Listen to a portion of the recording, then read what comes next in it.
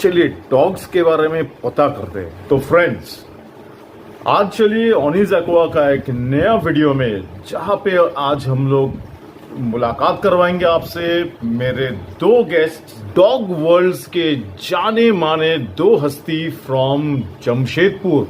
So it's Kolkata to Jamshedpur and Jamshedpur to Kolkata. Start करते हैं आज का वीडियो, जहां पे आज हम लोग एक सेलर पॉइंट ऑफ व्यू से और एक हॉबिस्ट पॉइंट ऑफ व्यू से भी हम लोग जानेंगे कि एज टू डॉग्स को पालने से पहले हम लोग को क्या क्या हम लोग को जानकारी, इंफॉर्मेशंस हम लोग को हासिल करना चाहिए। क्योंकि कोई भी एक जीव, नॉट ओनली डॉग्स, कोई भी एक जीव को हम लोग उसको खरीद के फिर पाल के फिर बीच में उसको कोई भी प्रॉब्लम के वजह से छोड़ देना, वो एक बहुत ही बड़ा, मैं तो कहूँगा, एक जुर्म है।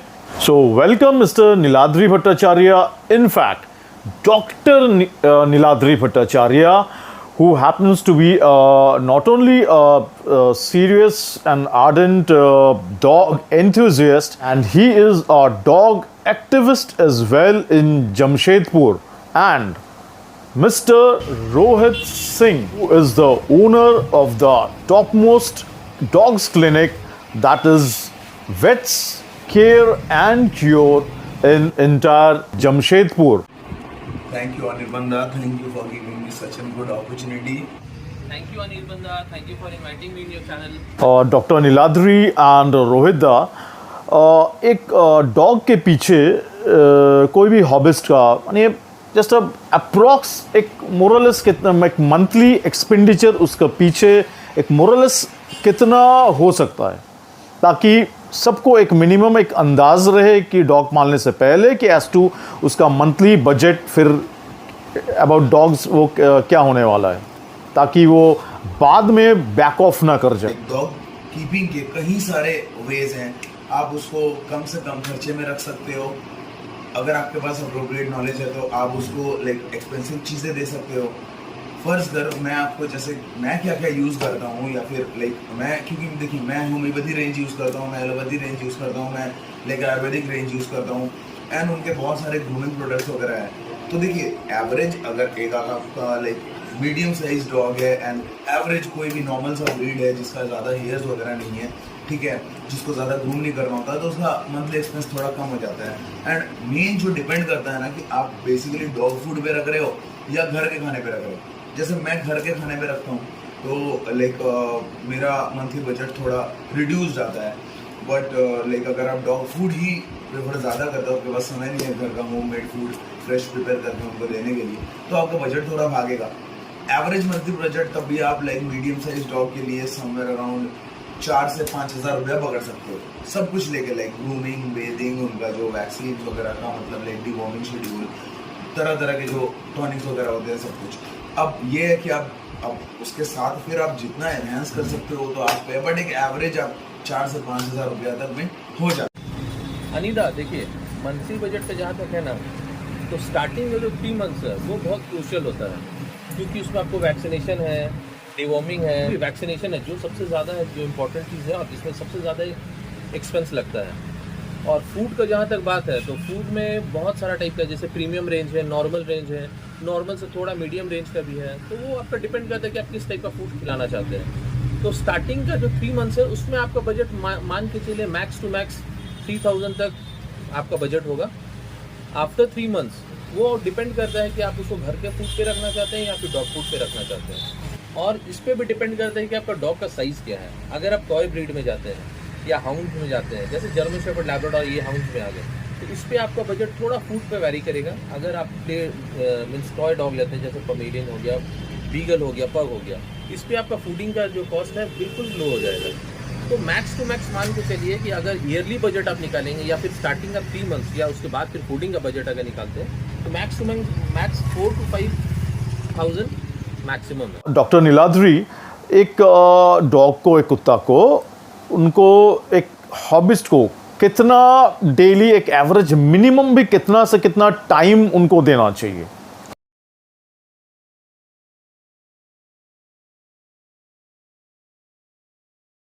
So Anita, what is the minimum average time you should devote? You can see these guys are just, ये लोग प्यार के भूखे होते हैं एंड ये तो चाहते हैं कि आप 24 घंटे इनके साथ रहो, बट दिन में एटलीस्ट 2 या 3 बार, ज्यादा नहीं तो 10 मिनट के लिए इनके साथ बैठ जाओगे ना खुला, इनका जितना एक्साइटमेंट है, जितना टेम्परमेंट खराब है, आप देख सकते हो ये कैसे खेल रहे हैं ना, और ये सब डाउन हो जाता है। देखिए ये पहला बार इससे मिल रहा है ये लोग and they are like so gentle, you know. Okay okay okay, वो पीछे मेरा दूसरा वाला डॉग बोल रहा है मुझे भी खेलना है, बट ये बेबी है, they are see just so loving. अब रोहित दा, अब काइंडली इस बारे में काइंडली आपका ओपिनियन दीजिएगा। আবার আজকে মারবই, বের করে দেবো বাড়ি থেকে আজকে,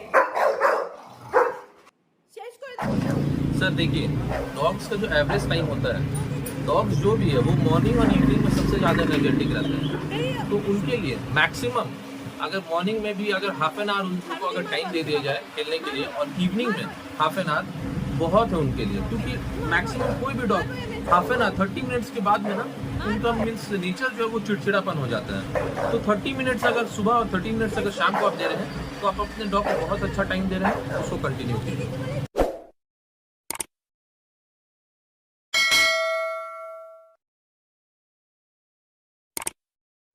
डॉग को एक मिनिमम टू मिनिमम क्या कैसे केयर क्या देना चाहिए where its health and hygiene is concern, ये भी बताइएगा कि डॉग्स का जो नेचर्स कॉल होंगे that is where urine and poop is concern, तो वो कैसे सबसे इजीली उसको हैंडल किया जा सकता है बाय अ हॉबिस्ट। जब हम लोग डॉग लेके आएंगे बोलते हैं तो हमारे घर की लेडीज जो है वो सबसे ज़्यादा कंसर्न होती है कि वो यहाँ पूप कर देगा, वहाँ पूप कर देगा, उसको कौन साफ करेगा, वो उसको हैंडल कैसे करेंगे।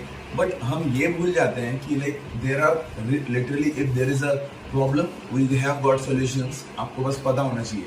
देखिए इसके लिए एक ही सिंपल पॉइंट है, सबसे पहले जब आप पपी लेके आओ तो एक चीज़ ध्यान में रखो, जितना बार आप उसको खाने के लिए दोगे, राइट, जितना बार वो खाना खाएगा, दिन में 5 बार वो यूजुअली खाता है, तो उसके बाद ही ना आपको एक तो जिस जगह पे आप चाहते हो कि वो पूप करे उस जगह पे उसको लेके जाके रख सकते हो। तो बचपन में तो अगर आप ये 1-2 दिन करोगे होगा क्या कि वो पता चल जाएगा उसको कि मुझे वहीं पे जाना है, ठीक है, तो वो सीख जाता है। दूसरी बात, अगर इससे भी आपका डॉग सीख नहीं रहा है या आपका पपी सीख नहीं रहा है तो होगा क्या कि पहला बार जहाँ वो यूरिन करता है आप एक डस्टर लेके उस जगह को पोंछ ले, ठीक है, और ये आपको शायद 2 या 3 बार करना पड़े। तो ये पोंछने के बाद उस कपड़े को वैसे ले जाके अपने वॉशरूम या फिर अपने गार्डन के बैक साइड में जहाँ पे आप चाहते हो कि वो यूरिनेशन करे, जब उसको लगे बड़े होने के बाद भी वहाँ पे उसको रख दे।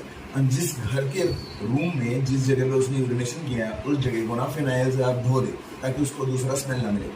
उसके बाद यूजुअली आप खुद ही देखोगे क्योंकि इनका जो नोज होता है ना, इनका जो स्मेलिंग पावर होता है, यू नो, ये जो नोज दिख रहा है आपको ना, ये वाली ये नोज, ये इससे आप वीडियो गेम खेल सकते हो, तो ये बहुत पावरफुल होती है। तो उससे क्या होता है ना कि इनको अपना स्मेल का पता चल जाता है एंड लिटरली ये इतने स्मार्ट होते ही हैं कि वहीं पे जाके फिर ये अपना पूप वगैरह सब कुछ करेंगे। एंड अगर आप फ्लैट वगैरह में रहते हो तो आजकल तो बहुत अच्छा सोल्यूशन है, जैसे पूप कलेक्टर का सोल्यूशन हो गया। तो उसमें क्या होता है ना कि जहाँ पे पूप कर रहा है आपने जाना है, उसके ऊपर एक ब्लैक कलर की गार्बेज बैग लगानी है पूप कलेक्टर को, एंड उससे आपको उस चीज को उठाना है, मुंह बांधना है और बाहर में ट्रैश कर देना है, सिंपल। दादा देखिए, जहाँ तक बात है कि पपी का हाइजीन और पॉटी ट्रेनिंग, तो हम सब जानते हैं कि जो एडल्ट डॉग्स होते हैं उनको सब पता होता है कि कब कहाँ क्या कैसे करना है, लेकिन जो होते हैं उनको सब कुछ आपको ट्रेनिंग करवाना पड़ता है स्टार्टिंग के डेज में। तो उसके लिए अभी हम लोग के पास बहुत सारा आइटम है, जैसे कि पॉटी ट्रेनिंग है, उसके अलावा हमारे पास में पॉटी ट्रेनिंग पैड है। आप ट्रेनिंग पैड्स जहाँ भी आप चाहते हैं कि वो पॉटी करे या पूप करे वहाँ पर बिछाने के बाद में आप उसको स्प्रे कर सकते हैं, जिससे वहीं पर वो अपना टॉयलेट और जो भी पॉटीज हैं वो सब मेंटेन करें। And for adult dogs for collecting and removing the poop, हम लोग के पास में अभी पूप कलेक्टर है जिससे आप पूप कलेक्ट कर सकते हैं और कहीं भी जाकर उसे डंप कर सकते हैं।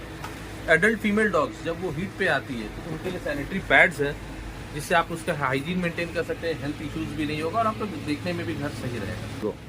और अगर आप पपीज़ को कहीं ट्रैवल करवाना चाह रहे हैं, फॉर एग्जांपल अगर ट्रेन या बाई रोड जाते हैं तो उनको भी आप यूज़ करा सकते हैं ताकि वो अपने जो भी फूड्स हैं इसी में करें।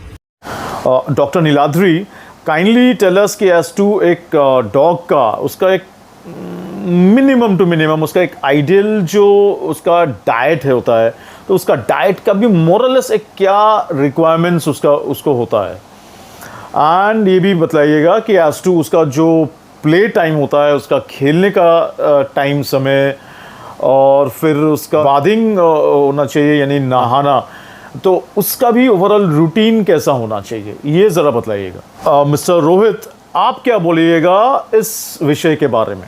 अगर आप डाइट के बारे में बात करें तो हर डॉग का आपके जो भी आप कुत्ता रख रहे हैं, छोटा बड़ा, वो उसके काम पे डिपेंड करता है। वो आप उसको कितना दौड़ा रहे हैं, कितना खिला रहे हैं, उस पर डिपेंड करता है। तो देखिए, डाइट में 3 चीजें होती है। पहले होती है प्रोटीन, जो कि हमें ज्यादा देना है क्योंकि ये तो डायरेक्ट डिसेंडेंट ऑफ वुल्व्स है। एंड दूसरी होती है कार्बोहाइड्रेट, जो कि एनर्जी सप्लाई करती है ये बच्चों को। एंड तीसरा जो पार्ट है वो है multivitamins, like vital minerals and आपको लाइक कैल्शियम वगैरह का जो कोर्स है वो उसके बारे में। बड़े डॉग की डाइट और छोटे डॉग की डाइट में डिफरेंस होता है। अगर आप पपी की बात करें तो मेरे हिसाब से आपको 3 महीने तक तो पपी फूड स्टार्टर, कोई भी अच्छी कंपनी की, मैं नाम नहीं लूंगा, लेकिन जैसे अगर आप एग्जांपल के तौर पे चाहते हैं तो रॉयल कनीन का स्टार्टर इज ओके। का डॉग आप लाइक 6 महीने से ऊपर का है, गर्मी में गलती से भी आप डॉग फूड का यूज ना करें क्योंकि उनको पानी का रिक्वायरमेंट वैसे ही ज्यादा होता है, डॉग फूड की वजह से बहुत ज्यादा हो जाता है, राइट। तो आपको देना क्या क्या है, अगर आप छाछ देना चाहते हैं तो दे सकते हैं गर्मियों में। जैसे सुबह को मैं घर का रोटी देता हूँ, बट वो गेहूं की नहीं होती है, वो मल्टीग्रेन की होती है, ठीक है, जिसमें कि जैसे लाइक बाजरा, मकई, ये सब का एक प्रोपोर्शन होता है। उसके हिसाब से आप मल्टीग्रेन आटा का रोटी बना के इनको प्रोवाइड कर सकते हैं सुबह को विथ छाछ के साथ मिला के, ताकि सूखा ना हो। हाँ, दोपहर को जैसे मैं चावल और चिकन, साथ में आप वेजिटेबल, मैं तो होम फूड ही देता हूँ usually. I am giving Thor, इसे जैसे इतना राइस दे दिया मैंने, and according to the proportion I am giving chicken, boneless chicken ही प्रोवाइड करें। कुक्ड बोन्स इनके लिए बहुत ही ज्यादा खतरनाक होती है। और मैं एक चिकन का पॉ देता हूँ जो ये बहुत मजे से खाता है स्वाद के लिए। एंड उसके साथ वेजिटेबल्स में जैसे आप कुमड़ा, इनके लिए बहुत ज्यादा बेनिफिशियल है, लौकी अच्छा है, पपीता अच्छा है। ये 3 चीजें मैं ऑल्टरनेट करता हूँ। प्लस इसके साथ आप कैरेट यानी गाजर को भी इंक्लूड कर सकते हैं, वो भी बहुत अच्छा कैरोटीनॉइड्स का सोर्स है, बिकॉज उससे क्या है कि आंख की रोशनी सही रहती है। The first most important thing is, आप देखे होंगे जब खाना रहता है तो डॉग यूजुअली पेशेंट नहीं होता है, वो हमेशा तुरंत टूट पड़ता है खाने पे। लेकिन आपको ये डे 1 से सिखाना है अपने डॉग को कि no, you should be really patient. जब तक मैं ना बोलूं आपको ऐसे बैठे रहना है, मुझे देखिए, मुझे खाना दो, मुझे भूख लगी है। So really I am gonna show you, come, that how this guy eats. No thought until I say you don't wanna eat, right? Come, good boy, come in. हाँ, और मोस्ट इम्पॉर्टेंट और एक चीज जो है वो है इनको कैसे साफ सुथरा रखा जाए। नहलाने का जो प्रक्रिया होता है, सबसे पहला एक मैं चीज बताना चाहूंगा आपको कि डॉग जब बच्चा हो, ठीक है, सो उस समय आप कभी भी उसे ना नहलाएं 3 मंथ्स तक, राइट। एंड उस समय आप ड्राई बाथ यूज कर सकते हैं, जो कि ठीक है, कारगर है। या फिर आप अगर उसमें खर्चा नहीं करना चाहते हैं तो सुसुम पानी में सैवलॉन डाल के, क्योंकि डेटॉल ना डाले, ठीक है, सैवलॉन डाले, क्योंकि सैवलॉन से इनकी स्किन को ना, बेबी स्किन को दिक्कत नहीं होती है। आप वो कर सकते हो हर 2-3 दिन पे, जब आपको लगे कि आपका बच्चा गंदा हो गया। अगर बात करूं बड़े डॉग्स की, तो देखिए, बड़े डॉग्स को नॉर्मली विंटर्स में तो महीने में 15 डेज में एक बार नहला देना कोई भी नॉर्मल शैम्पू से बहुत अच्छा होता है। और अगर मैं समर का बात करूं तो वो चीज मैं थोड़ा जल्दी कर देता हूं, क्योंकि इनको गर्मी सही में बहुत ज्यादा लगती है। सो समर में आप इनको हर 10 दिन पे नहला दो, काफी है। एंड सबसे इंपॉर्टेंट चीज, नहलाने के बाद कंप्लीट सुखाना बहुत जरूरी है अगर हो सके तो। और ऐसा नहीं है कि आप नहलाएं और तुरंत धूप में लेके चल गए, नहीं, नहलाने के बाद आप थोड़ा नॉर्मल जगह पे रखिए। ऊपर से जब सूख जाए तब भी अंदर से ये सूखते नहीं है, उस समय आपको इन्हें थोड़ा सा घुमा देना चाहिए, जैसे कि अपने साथ ही रखें 2-5 मिनट। कंप्लीट जब सूख जाए तब आप इन्हें छोड़े, नहीं तो फंगल इन्फेक्शन वगैरह बहुत ज्यादा हो जाता है। दादा देखिए, आइडियल डाइट पे जहाँ तक बात है तो कोई भी पपी, मैं स्टार्ट करूंगा पपी से ही, कि पपी को कम से कम स्टार्टिंग का 3 मंथ तक आपको स्टार्टर फूड देना है। स्टार्टर फूड में आपके पास रॉयल कैनाइन है, पेडिग्री है, हिमालय का फूड है, ड्रूल्स है। ये आपको 3 महीने तक चलाना है। 3 महीने के बाद आपको पपी का फूड चलाना है। पपी फूड चलाना है 9 महीने तक। 9 महीने के बाद आपको एडल्ट फूड में रखना है। उसके अलावा 3 मंथ्स का जो पपी है उसको आपको मल्टीविटामिन, कैल्शियम, गैस का टॉनिक या फिर डाइजेशन के लिए लिवर का, ये सब चीज़ आपको कंटिन्यूएशन में रखना है। आफ्टर 3 मंथ्स वो कंटिन्यूएशन रहेगा 6 मंथ तक, लेकिन उसमें सिर्फ गैस का जो है वो आपको एक्सक्लूड करना है, क्योंकि 3 मंथ्स के बाद वो उसका इंटेस्टाइन ऐसा हैबिचुएटेड हो जाता है कि वो कुछ भी डाइजेस्ट कर सकता है। लेकिन हाँ, आपको मल्टीविटामिन और कैल्शियम वो लाइफ लॉन्ग चलाना है। उसके अलावा आपको जॉइंट सपोर्ट है। डॉग्स को जॉइंट सपोर्ट का बहुत ज़्यादा ज़रूरत है, जैसे जर्मन शेफर्ड हो गया, लैब्राडोर हो गया, ये सब में जॉइंट सपोर्ट बहुत ज़्यादा इंपॉर्टेंट है। जॉइंट सपोर्ट आपको उनको देना ही देना है। ये आपको एटलीस्ट 5 ईयर्स तक तो आपको देना ही है। 5 ईयर्स के बाद अगर आप 1-2 साल गैप करते हैं, लेकिन अगर जहाँ 7-8 ईयर्स हो जाता है आपका डॉग का, आपको उसको कंटिन्यू फिर से करना है टिल जब तक उसका लाइफ है। और जहाँ तक बेदिंग शेड्यूल का बात है, तो पपीज़ में आपको सबसे पहले ड्राई बाथ यूज़ करना है, जो कि कंपनीज मार्केट में बहुत सारे ड्राई बाथ अवेलेबल है। आप जो भी ड्राई बाथ हो सके आप यूज़ कर सकते हैं, लेकिन मोस्टली ट्राई कीजिएगा कोई भी नेचुरल प्रोडक्ट यूज़ करने का। उसके अलावा अगर आपके पास एडल्ट डॉग्स है या 3 मंथ्स हो गया पपी, तो मार्केट में बहुत सारे शैम्पूज हैं। जैसे अगर आपका डॉग को अगर डैंड्रफ है तो डैंड्रफ के लिए आप ये शैम्पू यूज़ कर सकते हैं। अगर उसको टिक्स है तो टिक्स में ये सब शैम्पू यूज़ कर सकते हैं। नॉर्मल अगर शैम्पू है तो उसके अलावा भी बहुत सारे शैम्पूज हैं जो आप अपने बजट के हिसाब, अपने डॉग के हिसाब से ले सकते हैं। और अगर बात करें बेदिंग शेड्यूल की, तो कोई भी पपीज़ है तो आपको एवरी 2 to 3 डेज, जब अगर आपको लगे कि मेरा पपी बहुत ज़्यादा गंदा हो गया है या उसमें हल्का स्मेल आ रहा हो, आप ड्राई बाथ यूज़ कर सकते हैं। उसके अलावा अगर आपका पपी 3 मंथ्स हो गया है, तो अगर आपको चेक करना है कि आप जिस एरिया में रह रहे हैं उसका एटमॉस्फेयर कैसा है, अगर बहुत ज़्यादा गर्म है तो एटलीस्ट 1 इन अ वीक या फिर 10 डेज का भी आप गैप ले सकते हैं। 10 डेज की गैप के साथ आप अपने डॉग को बेथ कर सकते हैं। Rohit and doctor Niladri, kindly ये बताइएगा कि एज टू कोई भी डॉग्स का उसका जो कंपलसरी वैक्सीन होता है और जो हेल्थ चेकअप्स होता है, तो उसके बारे में ज़रा हम लोग को इन्फॉर्मेशन दीजिए। डॉग्स में जो सबसे ज़्यादा इंपॉर्टेंट है वो होता है वैक्सीन, लेकिन मैक्सिमम डॉग ओनर वैक्सीनेशन को अवॉइड करते हैं। उनको लगता है कि वैक्सीनेशन कराना कोई इंपॉर्टेंट नहीं होता, लेकिन वो सबसे ज़्यादा इंपॉर्टेंट है। लार्ज एनिमल मीन्स अगर आपका डॉग एडल्ट है तो 2 वैक्सीनेशन 1 इन अ ईयर, एक 9 in 1, कोई ज़रूरत नहीं 11 in 1 या 13 in 1 के लिए। 9 in 1, go for 9 in 1। 9 in 1 vaccination जो है ये सबसे ज़्यादा इफेक्टिव है। 9 in 1 वैक्सीनेशन और एक एंटी रेबीज का डोज जो है 1 in a ईयर आपके एडल्ट डॉग्स के लिए उसका सबसे सफिशिएंट होता है। उसके अलावा अगर आपका पपी है तो कोई भी पपीज़ में फर्स्ट वैक्सीनेशन का जो उसका एज होता है वो होता है 45 डेज में, यानी 1.5 महीने में फर्स्ट वैक्सीनेशन आप करवाएंगे अपने डॉग को, जो कि 9 in 1 का होगा। आफ्टर 15 डेज यानी 60 डेज में आप उसको दूसरा इसी सेम 9 in 1 का एक बूस्टर लगाएंगे। उसके बाद 75 डेज में होता था, लेकिन अब वो कराने का ज़रूरत नहीं, जो कि वेन कोरोना होता है। वेन कोरोना का कोई ज़रूरत नहीं है। उसके बाद आप डायरेक्टली 1 मंथ बाद यानी 90 डेज में एक रेबीज़ का इंजेक्शन लगवाएंगे। उसके बाद सारा वैक्सीनेशन नेक्स्ट ईयर रिपीट होगा, बट नेक्स्ट ईयर आपका जो है 9 in 1 का बूस्टर उसको अवॉइड करें। सिर्फ एक 9 in 1, एक रेबीज़ बहुत है। तो सबसे कंपलसरी बात जाननी है वो है वैक्सीनेशंस की, बिकॉज इनको बहुत सारी जानलेवा बीमारियां होती हैं, जैसे कि पार्वो, रेबीज़, कैनाइन डिस्टेंपर, और सबसे बड़ी अहम चीज़ जो है इनकी डिवॉर्मिंग शेड्यूल, जिसके वजह से बहुत दिक्कत होती है इनको। सो जब आप पपी लेते हो उस समय इनको 9 in 1 का एक वैक्सीन लगता है 1.5 महीने पे, उसके 15 दिन पे उसका बूस्टर डोज लगता है। एंड जब बच्चा 3 मंथ्स का हो जाए तो उसे एक एंटी रेबीज वैक्सीन हम लोग दे देते हैं, जो इसको अभी लगने वाला है।